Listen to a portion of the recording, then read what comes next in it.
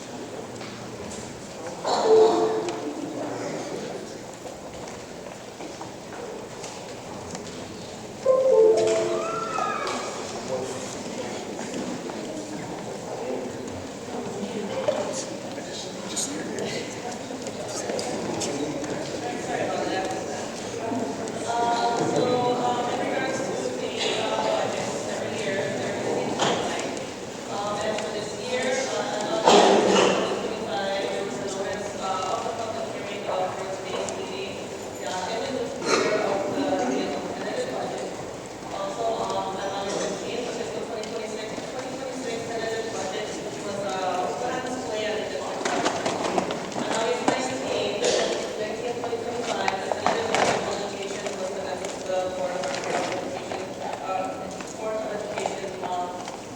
and the Board of Education has the ability to review the budget at September 16th. Today, we're having a public hearing. Board of Education ultimately votes on whether to accept or not accept the budget tonight. Ultimately, on September 30th, the district must adopt the budget based off of FISBE, and then on October 31st, the deadline to submit the budget to FISBE is set. We did a balance history over like the past 5 years in regards to just the funds of the district as a whole. As you can see, starting with fiscal 2021, the beginning balance was $44 million. Ending balance, the unaudited budgets, our balance is $69 million. So after every year, there has been an increase in the funds, in the fund balance for the district. Reasons primarily would be we had to receive ESSER funds, utilizing federal grants opposed to utilizing local funds. We also had bond money that we were able to spend to improve our, some of our facilities and infrastructure. And then also with the implementation of EDF, which is evidence-based funding, that changed the game in regards to state funding for school districts. For various years, the district was under Tier 1 funding. These past 2 years, the district has been in Tier 2 funding. What does that mean? Tier 1 funding, the district was able to get more funds because they were in the lower tiers. Tier 2, they are still receiving some of that money, is what they call it, but not as much is available to them. In regards to the fiscal year 2025 unaudited budget for actual, I have broken it down by object growth, which means it's by expenditures are by salary, benefits, purchase services, supplies, capital, other expenditures, and non-capital expenses. Ultimately, in regards to the adopted budget for fiscal 25 of $79 million, we spent $70 million, which is roughly 89% of the budget was expended for revenue. In regards to local revenues, I broke it down to local, state, and federal. Out of the $76 million, the district received $78 million, which we received 132% in regards to revenues. Now that is when I saw this as well, I said, what happened? The district has been applying for the property tax relief grants every year. And this past year, we, as a district, we were awarded the grant. So ultimately, the state gave us the funds for this grant of roughly $2.7 million. So this means that property taxpayers within the community are seeking relief of funds in their property taxes this coming tax season. Fiscal 2026 budget.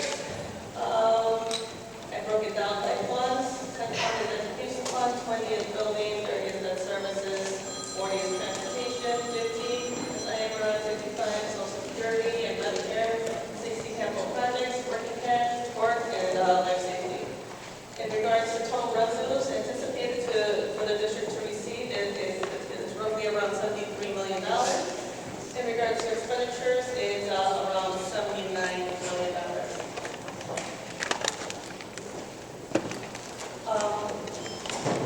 Breaking it down a little bit further, I wrote down the revenue by source, which is property taxes, other local revenue, evidence-based funding,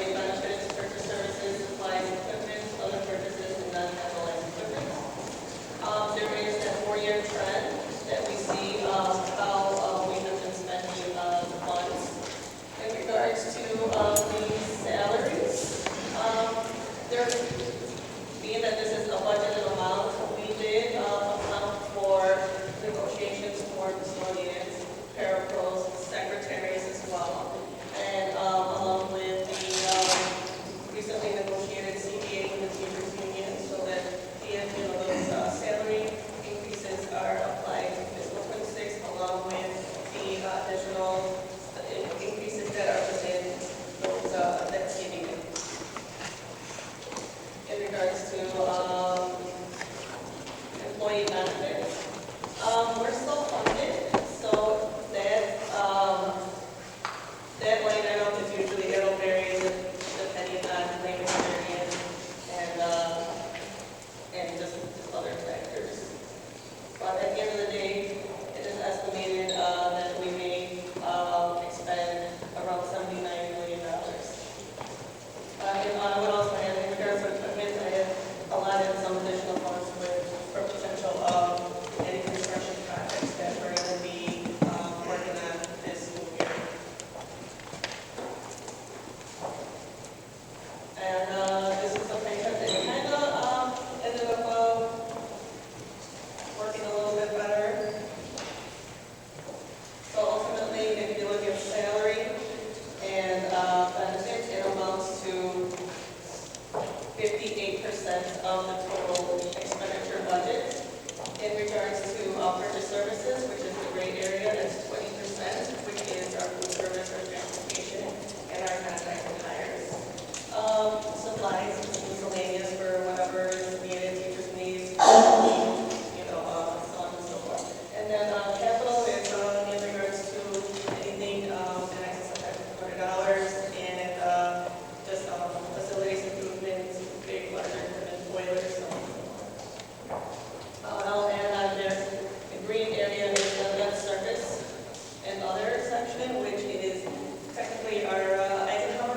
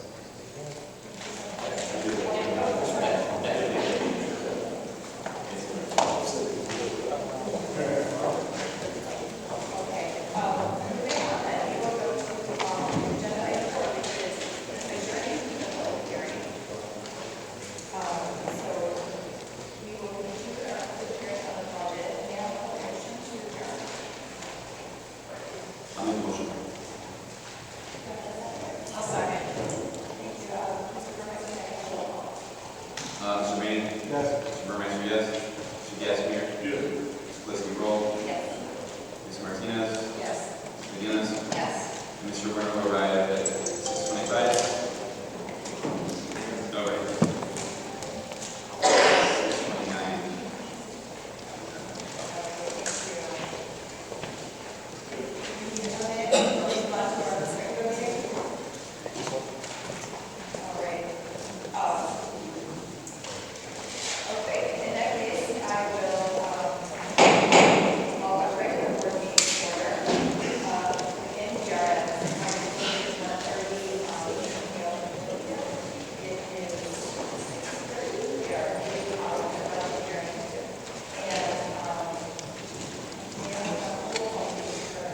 Mr. Bain. Here. Mr. Burmeister. Here. Mr. Gasper. Here. Ms. Kliski, roll. Here. Ms. Martinez. Here. Ms. McGinnis. Here. Mr. Burnham. Here. Moving on to one,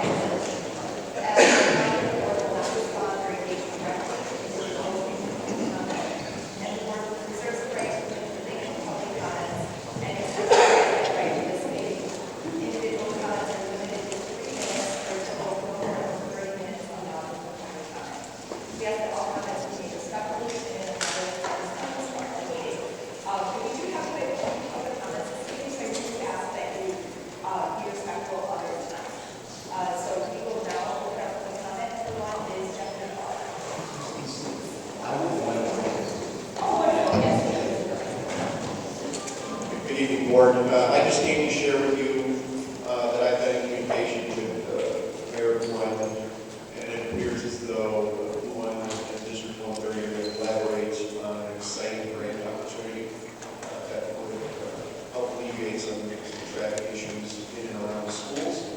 I shared this with the superintendent earlier today, and there's a few items that she's going to need to get out to the assistant superintendents for much needed information for this grant. The grant paperwork is due by October 15th. I do not have a timeline on grant award, but I will keep you updated as we go. Next, what's your name? What's your name? Jeffrey Farr.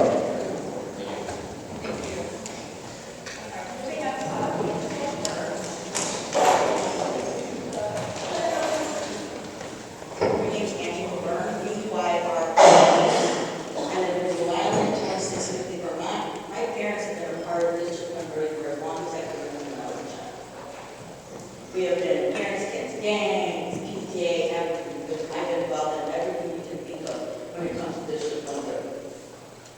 I have a brother who was a school, one of the teachers at Whittier School when he was a junior high when he started. And we had a situation with that. And then I find out again that another student was assaulted. And I don't want to get into any more details other than the teachers need to be aware that you should not be putting hands on anyone. I understand you get frustrated. I work retail. I get it. I get kids are not and everything. But there are protocols. There's rules. And people should, District 130 should be investigated and letting everybody know what's going on. Well, not everybody. It's really not my business. It's my business as a concerned citizen. But as far as the parents are concerned and not helping them with the situation, I'm involved. It should be a team. It's a team effort.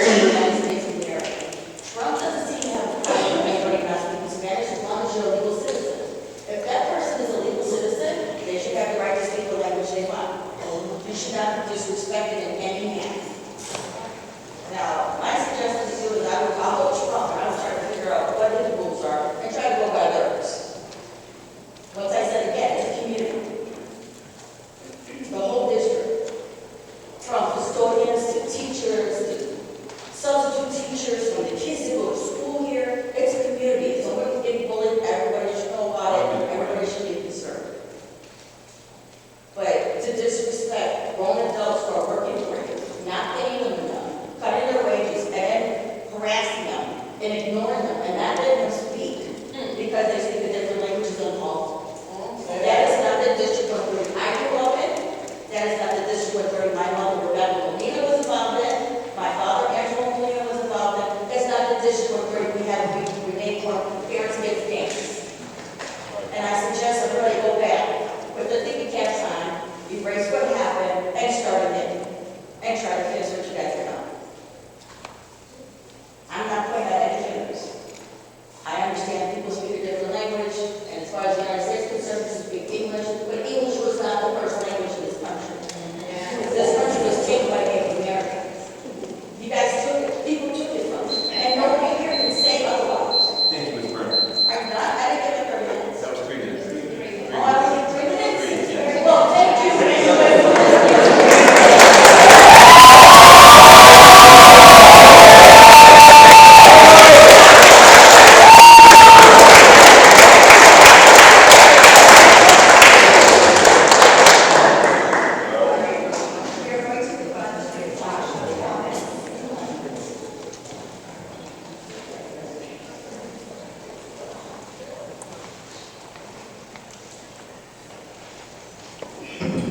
I want to address one of the assaults that the young lady over here just mentioned.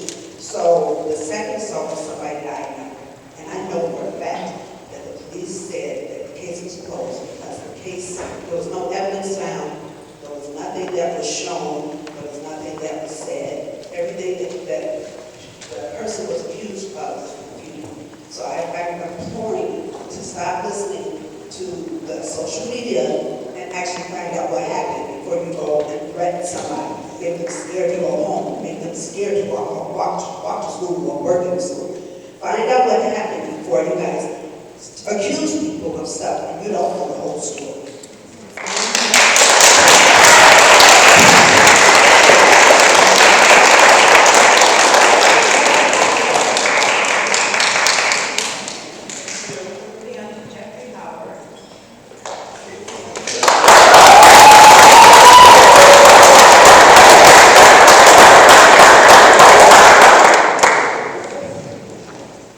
Good evening once again, Superintendent McKay, President Felicity Roll, and esteemed board members. I'm Jeffrey Howard, Executive Vice President of SEIU Local 73, and on behalf of the 35,000 members of SEIU, my President Diane Palmer, my other officers who are here with me tonight, it's sort of difficult to be up here. I can't believe that we have to come up here and have this conversation. We represent the custodians and maintenance workers here at Cook County School District of Mount Vernon. And we're here tonight to call on the district to end the racist and anti-union practices against our members and asking you that you bargain contract in good faith. You know, we negotiate with over 200 different entities all throughout the state of Illinois, and I've never heard of one being called with racist policies. I've heard we have difficult bosses, but I've never heard one having racist policies in 2025. This is crazy. Since 2020, the administration has repeatedly retaliated against our youth stewards and workers, and employees have been punished for alleged violations and been terminated for those supposed violations. Administrators have informed workers and union representatives that they are not permitted to speak any language other than English during disciplinary hearings while communicating with each other. Let me say that again. Workers are not permitted to speak any other language to their representatives other than English in the meeting. That's right. And we're not standing for that. They have told union representatives they are not allowed to speak in disciplinary hearings at all. The administration has refused to implement arbitration awards that were in the union's favor, leading to lawsuits costing the district thousands of dollars. The administration has failed to follow progressive discipline procedures outlined in our union contract. 1 minute. After only 2 months of bargaining, the administration has rejected all of our proposals, including staff training for lockdown and law enforcement events. These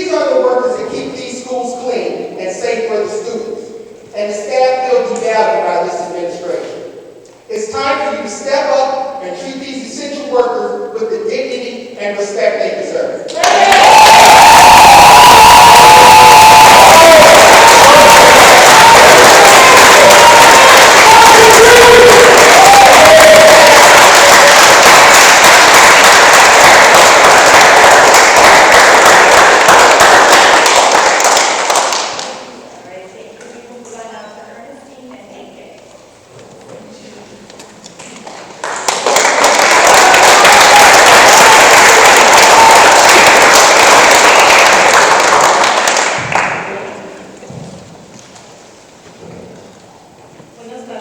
Buenas tardes, mi nombre es Ernestina Manrique. Yo trabajo en el distrito 130 por 10 años. En estos momentos nuestras escuelas tienen muy poco personal. Se nota a diario cuando un custodia llama para decir que está enfermo, nadie viene a sustituirlo. En cambio, el resto nos vemos obligados a asumir sus tareas de trabajo, además de las nuestras, sin ningún pago extra. No nos sentimos respetados, no hay forma de exigir responsabilidades a requisición cuando los trabajadores son despedidos o sancionados por denunciar estos problemas. Trabajamos duro para mantener nuestras escuelas seguras y limpias, pero no debemos tener que hacerlo en estas condiciones. Yo en lo personal no me siento segura, no porque no sea buena trabajadora, sino por la situación de ahorita que por todo nos están disciplinando, por el racismo tan fuerte, cuando esta es una comunidad hispana. Y no importa el idioma que tú hables, lo importante es trabajar para los niños. Los custodios merecemos un salario justo y un lugar de trabajo donde nuestras voces sean escuchadas y respetadas. Y por último, ¡viva México!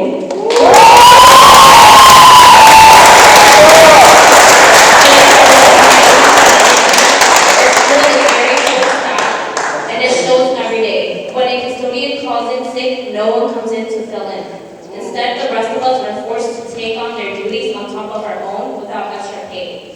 On top of that, we don't feel respected. And there's no way to hold management accountable when workers are laid off or punished for speaking up about these issues. We work hard to keep our schools safe and clean, but we shouldn't have to do it under these conditions.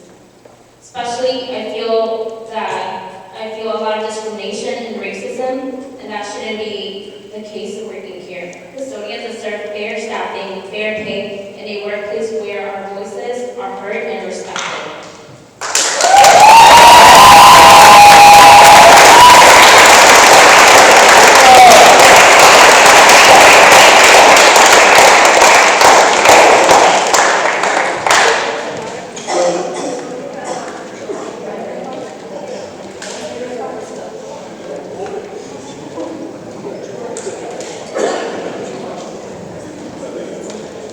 Thank you for the opportunity to speak today.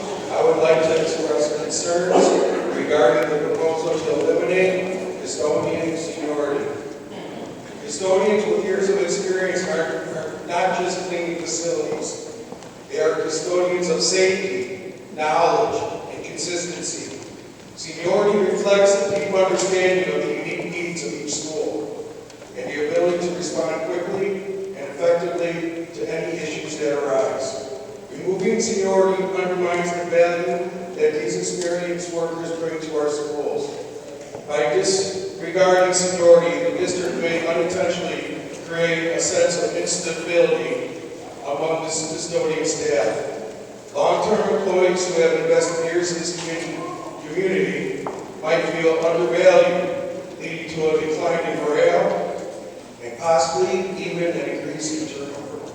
This could result in a loss of value, expertise, and create challenges in maintaining consistent quality in our schools. I urge the board to reconsider this decision. Thank you.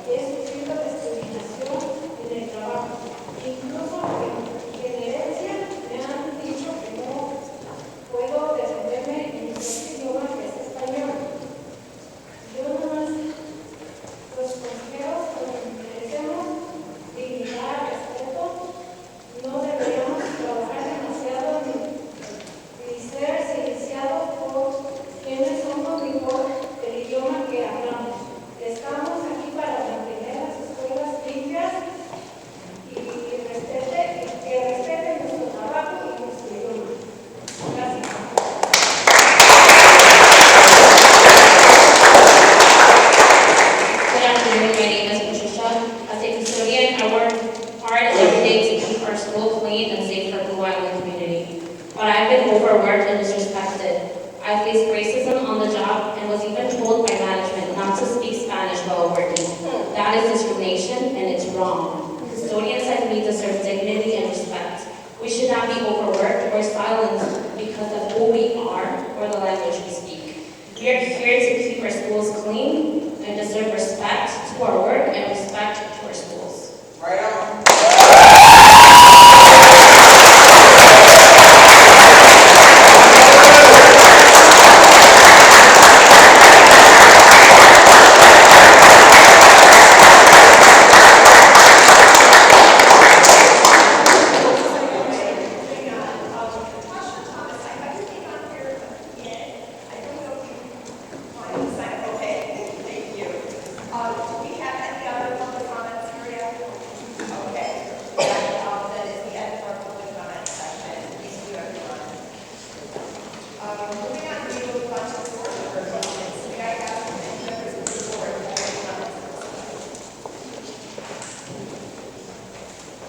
I would just like to comment, and I guess thank the board for allowing me to attend the Illinois School Board Super Saturday, the non-west Saturday, and I had a lot of fun and made some connections with other people, so thanks. Any other board member comments? All right, we'll move on to commendation and recognition. First up, we have our secretary. And I will ask that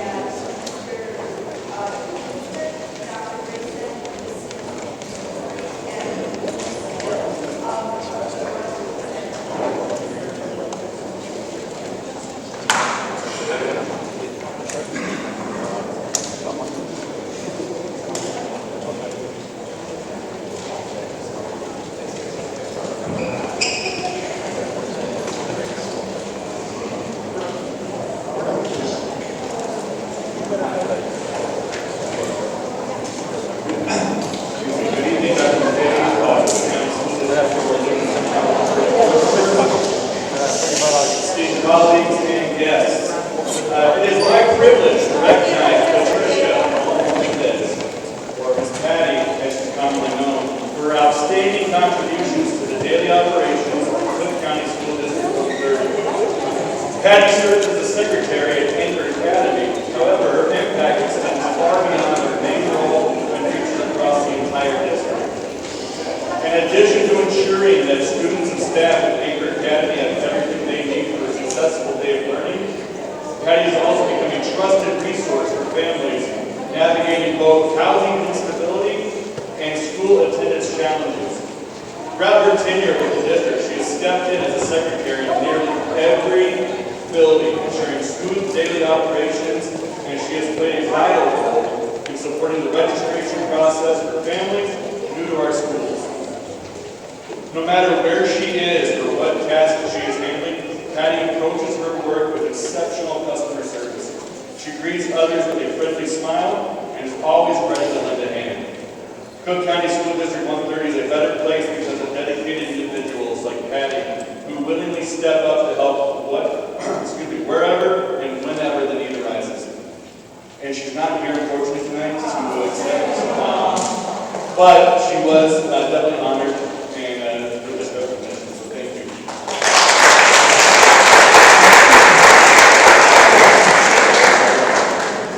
Good evening. The Student Services and Accountability Department, I am proud to recognize the extraordinary efforts of our registrar, Danielle Peralta, our data specialist, Edith Castillo, and Gloria Fernandez, and our receptionist, Lindsay Leha, for good student registration. During a period of exceptionally high demand, this team demonstrated remarkable dedication and professionalism. They worked diligently to maximize the number of available appointments for residency verification, ensuring that as many families as possible were supported in a timely manner. They coordinated closely with one another, managed appointments efficiently, and adopted an all-hands-on-deck approach to address the needs of our community. The team went above and beyond their typical responsibilities to complete critical student registration tasks that might otherwise have been delayed, such as responding to phone calls and emails, answering parent questions about registration and residency, and providing technical support to families throughout this time. They maintain the highest levels of professionalism and courtesy. Their teamwork, adaptability, and commitment exemplify the values of this district. We extend our sincere appreciation to Daniela Peralta, Edith Castillo, Gloria Hernandez, and Lindsay Leja for their exceptional service and for the positive impact they have made for our students and families. Lindsay, you want to come up?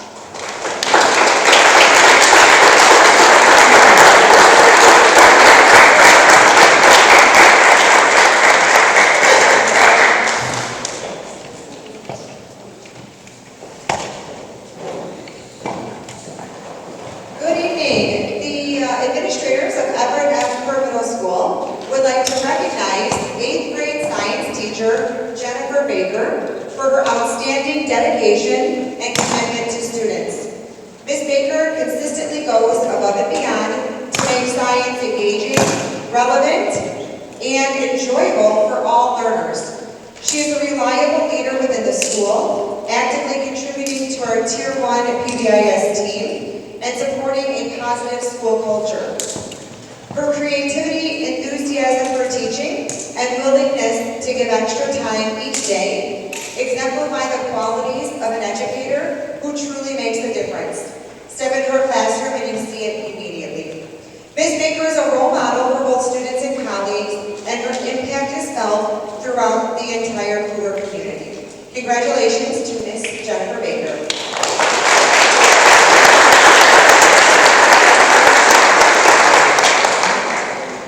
Whittier School is proud to recognize Mr. Juan Roque, custodian at Whittier School, for his outstanding dedication and contributions to our school community.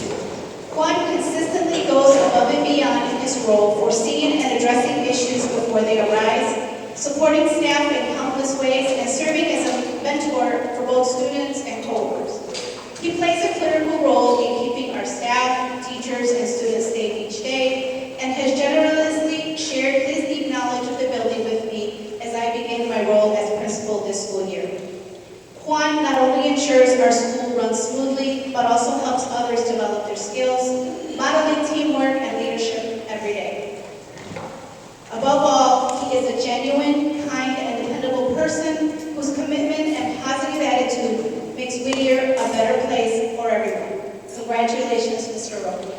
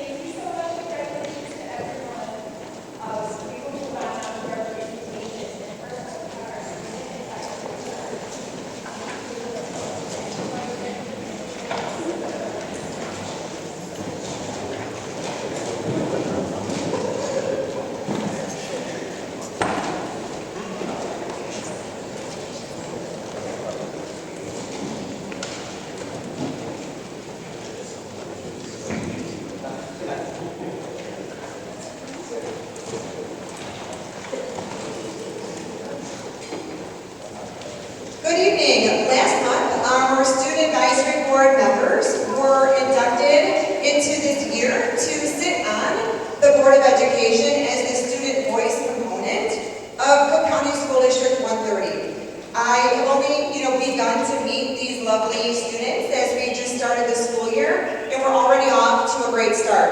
I, appreciate all of my time with them. I appreciate their parents for, giving them to us in this capacity. We're really excited for a great year. And when I worked with the students to talk about what they might want to say, they decided that it might be nice just to share something that they are excited about or that they look forward to with regard to their position on the Student Advisory Board. So we're going to go ahead and let them share. My name is Donald Noah. I'm excited to be on the Student Advisory Board because I believe it will be a very good learning opportunity for myself.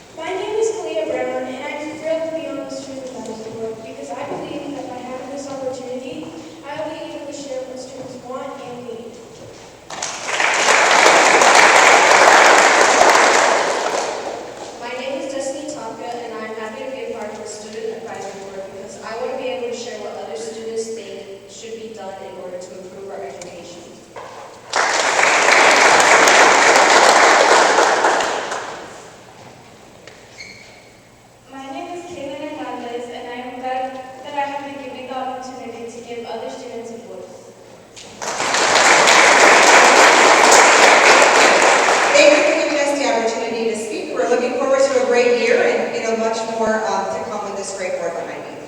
Thank you.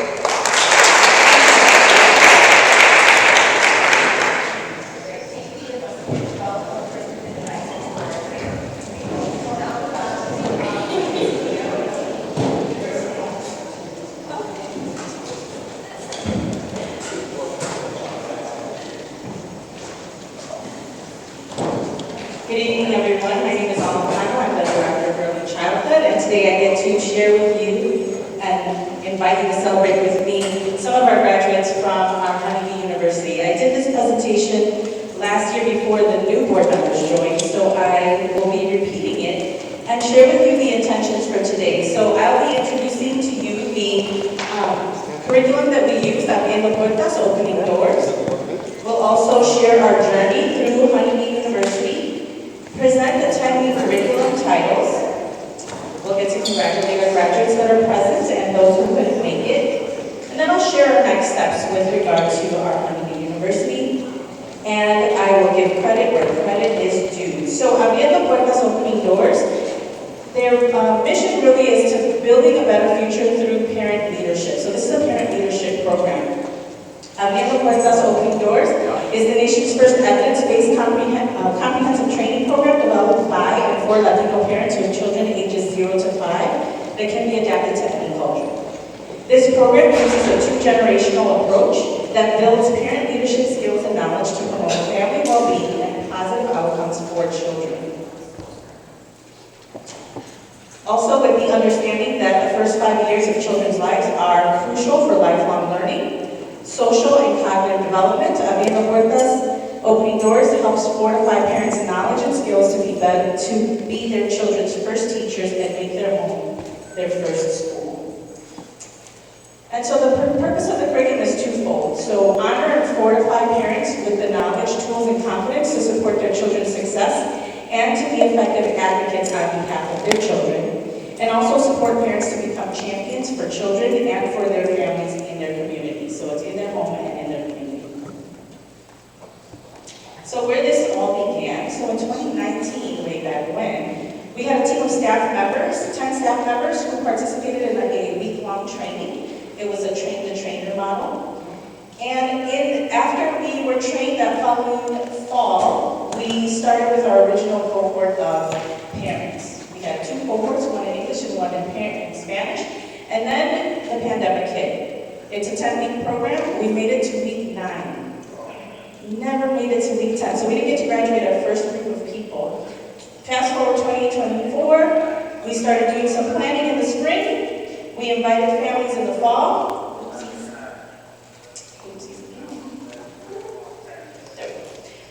We started our new 10-week cohort, 1 English, 1 Spanish. And then in 2025, we did our winter invitations and had our second cohort of families. And then tomorrow begins our 3rd round of Honeybee University families. So our 10-week curriculum, just to go quickly, we start with reminding parents that they are their child's first teacher and their home is their child's first school. So there's a lot of value writing, there's a lot of purpose of what I want for my family during that first session. And then we talk about child growth and development, the power of words, healthy mind and body, nutrition, social emotional well-being, media, technology, math with Count With Me. Let's get ready for school as they're transitioning to kindergarten, and then how to be advocates for their children here, championing for their child's future, and then we graduate them in that 10th week. So at this time I would like to congratulate, not all of our graduates were able to make it today, but we do have some, so we're going to make them stand and be seen, and then we will acknowledge our families. So from our Spanish-speaking side, we have Daisy Brown, Maria Cordova, Esmeralda Corona, Maria Contreras, Lucia Guapo, Maria Martinez, Melissa Mona, and Consuelo Ramirez Zambrano, who is one of our virtual 3 parent educators that I invited. She was actually interested in participating as a student, so that was wonderful. On our English side, we have a few of them here. Emily Contreras.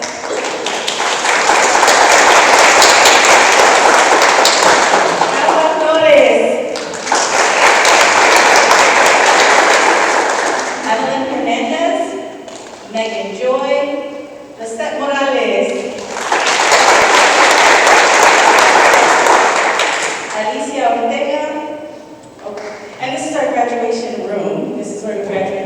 to show you a nice little picture of what that looks like. And these are all of our graduates, so that you can see a picture of all of them.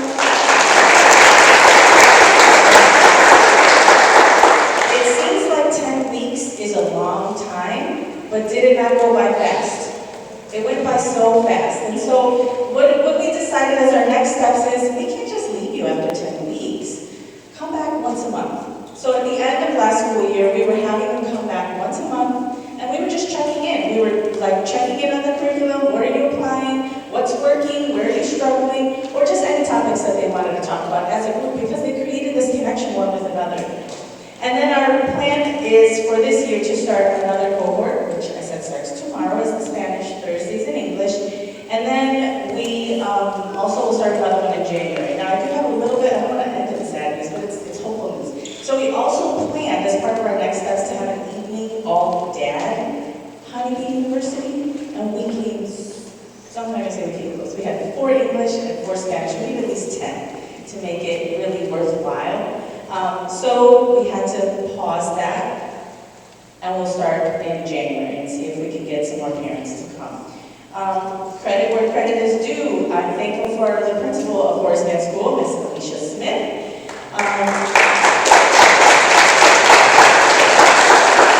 Who allows us to hold space there for the families. And then my 3 parent educators, Annalisa, Elizabeth, and Ashley. Annalisa is here with us.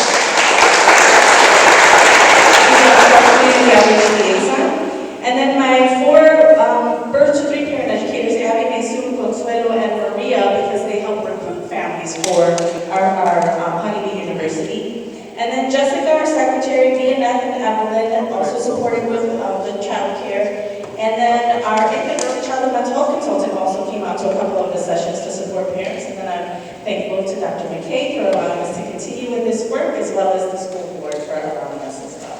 So that's it.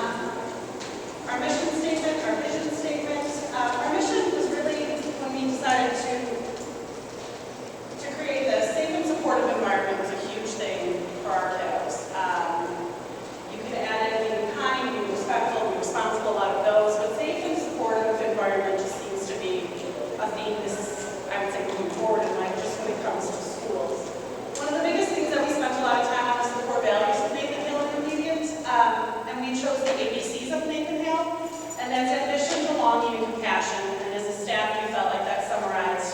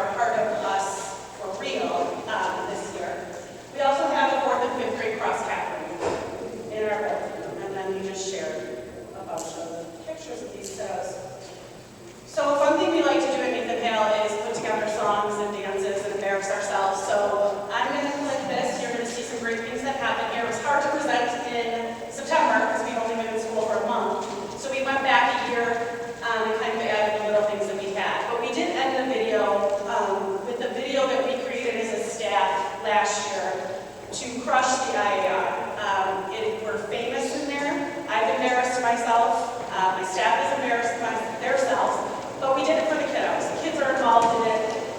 It was an amazing video. It'll last about another year, and we'll have to get some more kiddos in it.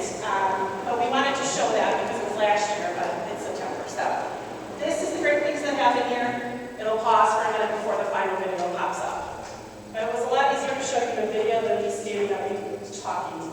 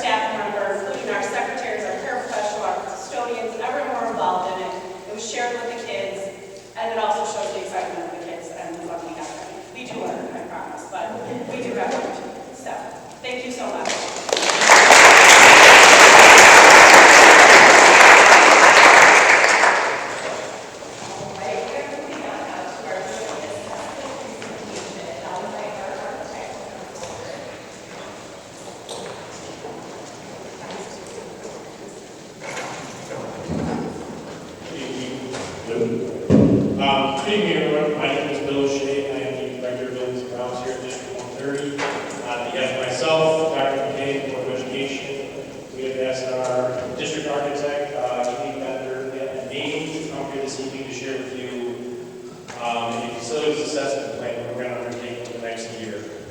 So Mr. Jacob Bean will walk through it here, his presentation. There's 3 key areas we're going to focus on, so we'll walk through them. As we progress through this process, there'll be progress reports along the way. We're envisioning that about the 3-month mark, 6-month, and 9-month mark, we're going to come back and report some information back. It's really exciting for us because it's going to shape the district over the next 5 years and the next 10 years. So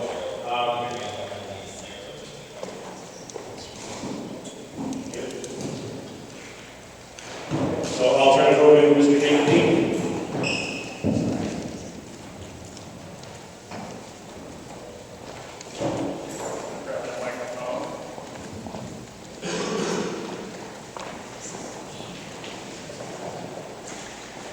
Dr. McKay, Board of Education, and the community of District 130, thank you very much for having me here tonight. We have a little presentation to get through here. I'm excited to give an overview of what's coming over the next year or so in terms of facilities planning. It's going to be hard to top the last presentation that was just made, but I'll do my best. There's a lot to get through with facilities. Obviously, the district has a lot of square footage. Got a couple of slides here that's going to show us an overview of it.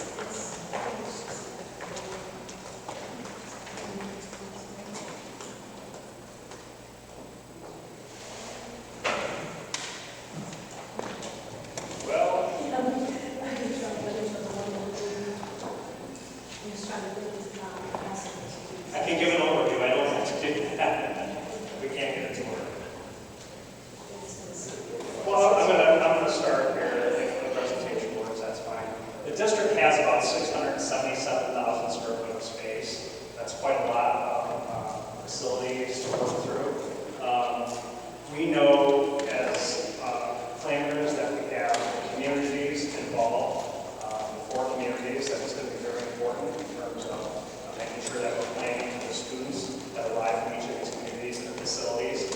We know there's about 2,900 students across 13 facilities. The most interesting thing as we started the review of facilities is the district has about 54% of square footage that is 50 years or older.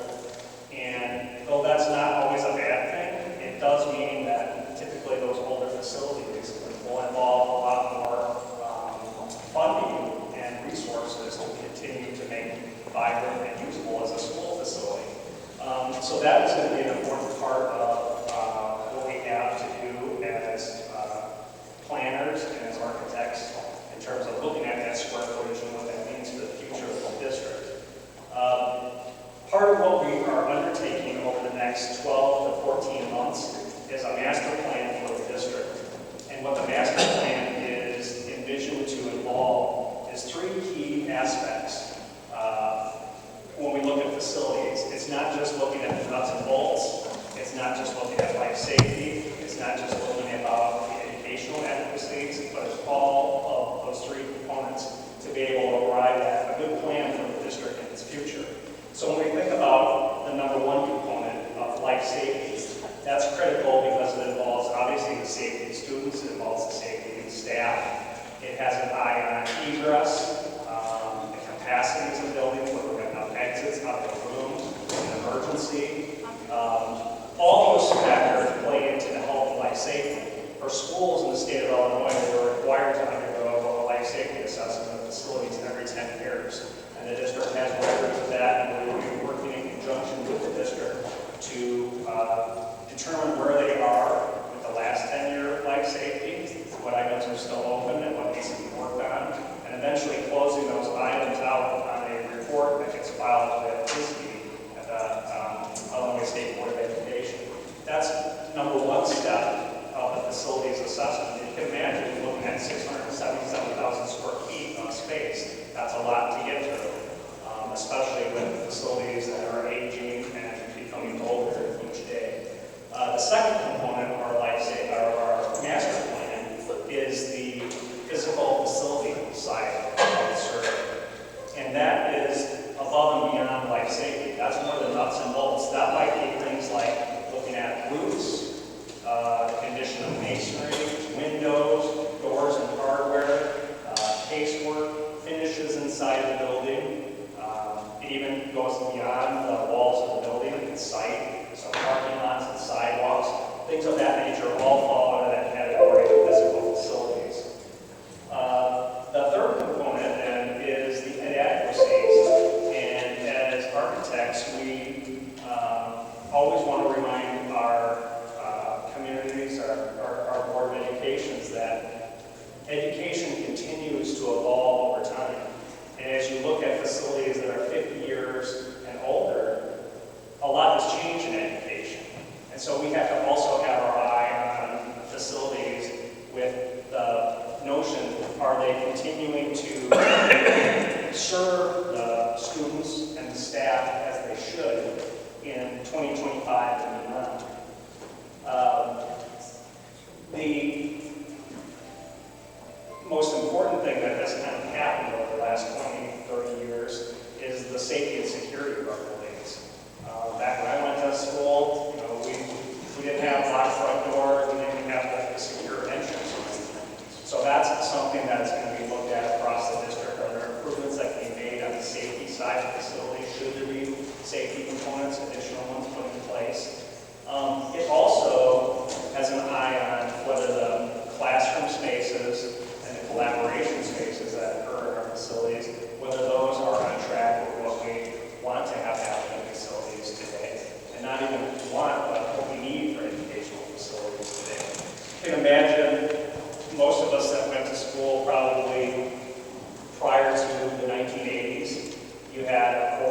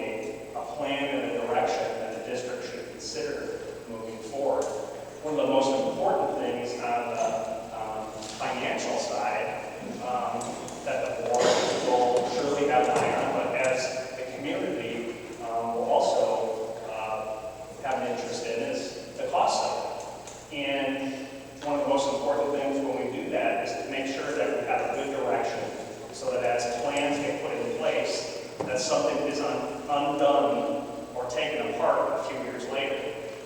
Just as in our own homes, if you were to renovate a room and then 2 years later decide to change it, all that money that you had spent to do that is money that is potentially wasted. So we have to have an eye on the whole picture for the master plan in the district, so that we don't have to undo things. Certainly everything is under the scrutiny of taxpayers, as it should be, so we want to make sure that the board is presented with data so that good decisions can be made. The process for all of this involves us as architects and engineers coming out on site, walking facilities, getting on the vault ceilings, looking at the conditions of piping, roofs, things of that nature, and certainly inviting those from both the school side but also the community side to be involved in that input. Part of my presentation that's not showing up is also involving the students. That's a key aspect in terms of how to involve students in what they need, what they see, to make sure that the educational advocacy side of the plan is heading in the right direction. So the overall timeline for what we plan to do in the assessment is immediately start a process of reviewing the life safety component. And that is set to start in the next week or two. That will involve us going out, looking at all the facilities, looking at those reports that I mentioned on the side of things, and seeing where things are done or not done, and tabulating those so that this district has the pertinent information for that. As we trend into the later part of this year, it will also involve the educational or the physical facility side of things. We want to do that before weather turns on us so that we can get up and look at roofs before there's snow on it. And then approximately December of this year, we'll start to engage the district in the educational advocacy side. And the way we envision that is to involve staff and key input committees from the district to be able to have some key sessions for the different aspects of the educational advocacy. It's not going to be just by school, it's going to be by a global approach to everything. So we hope to work with the district in terms of setting up the right input committees to be able to get the advocacy side determined. That is going to head into approximately June of next year, June of 2026. And then the final delivery of the recommendations for what to do with the master plan is set to arrive sometime next summer, early fall 2026. So the whole plan, as I mentioned, is about a 12-month process to get through. So quite a bit of work that is going to take all of us, both from the architectural engineering side of things, district input, student input, staff, and the community as well. So we're looking forward to it. I think it's going to net out a lot of good ideas. It's going to be an exciting thing to kind of see how the data evolves over the next couple of months, and we're looking forward to it. Certainly we'll have points in time here that presentations will be made, the Board of Education meetings, so the public can be involved in input. So appreciate it. Thank you, everyone. Sorry the presentation didn't come through here tonight, but I think the intent of kind of what we're going to be doing over the next 12 months is should be clear for everyone. So thank you.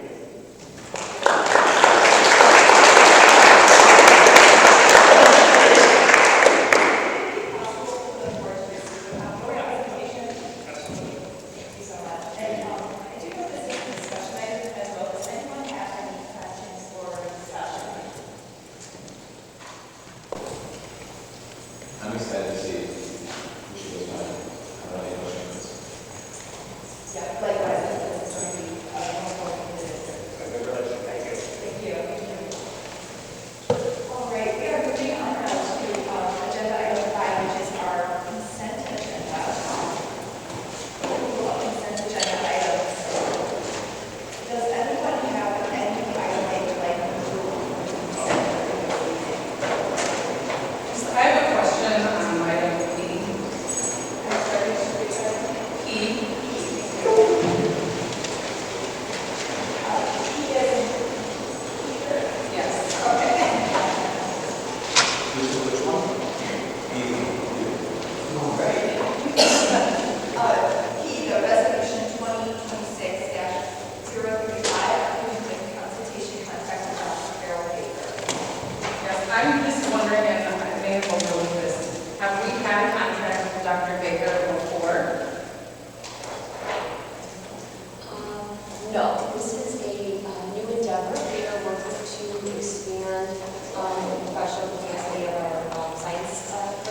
So we have, Dr. Hope in contact with Dr. Carol Baker. She is a former employee of Green High School District 218, where she was administrator for science and music, curriculum coordination. She was the president of the National Association of Science Teachers and a writer on the standards for the next generation science standards. So we met with her to kind of see what kind of work she's done in other districts in order to improve science instruction, in order to figure out a better understanding of those science standards and how to best employ them in our K classrooms. So we're looking to bring her on to provide professional learning to our science teachers. The current plan is to begin with our middle school. You're welcome. Are there any other questions or items to be removed? I would like to make, yes, I would like to make a motion to remove Q, which is the resolution 2026-036, adoption of the fiscal year 2026 budget. And I would like to remove this to a special meeting of the board before September 30th to go further into the budget details and expenditures and do a thorough analysis of the budget. Do I have a second? I'll second. Thank you. Mr. Ryan, can you take a roll call for approving tabling that item? Yes. This is to remove item Q. Mr. Getzner? No. Ms. Martinez? Yes. Ms. McGinnis? Yes. Mr. Werner? No. Mr. Payne? No. Mr. Burmeister? Yes. Ms. Wilson Roll? Yes. Approved. Students? Okay, so we have a motion to approve our consent agenda items for this evening. They are items 5A, B, C, D, E, F, G, H, I, J, K, L, M, N, O, P, and R. I'll make a motion. Do I have a second? I'll second. Mr. Yes. Mr. Payne? Yes. Mr. Getzner? Yes. Mr. Burmeister, yes. Ms. Wilson Roll? Yes. Mr. Werner? Yes. Ms. Martinez? Yes. Ms. McGinnis? Yes. Consent agenda. Thank you. Moving on to agenda item 6. These are action items. 6A is board policy review and monitoring. As a reminder, at the July 15th board meeting, the board has assigned policy 2:240, board policy development, and policy 4:170, safety. So the board has assigned those policies for review. And I would like to, this is an action item I'd like to, do we have a motion for it to move forward? I'll make a motion for it. Do I have a second? I'll second. Thank you. Is there any discussion or comments or questions about the board, any proposed changes to the board policy?